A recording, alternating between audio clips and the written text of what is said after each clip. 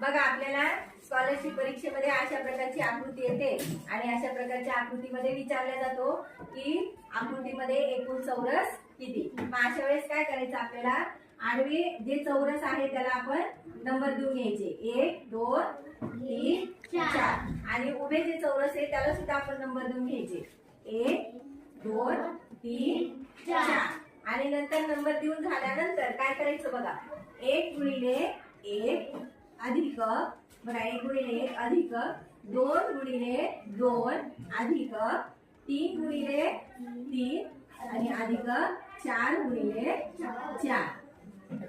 आता काय करायचं, आधी सर्वांचा गुणाकार करून घ्यायचा, मग आपल्याला चौरस मिळतील। 1 1 2 दुने 4 3 3 9 आणि 4 चौक 16। आता या सर्वांची बेरीज करायची, 4 आणि 1 5 5 आणि 9 14 14 आणि 16 किती होती 30। मग आपल्याला ह्या आकृतीमध्ये एकूण चौरसाची संख्या किती मिळाली 30।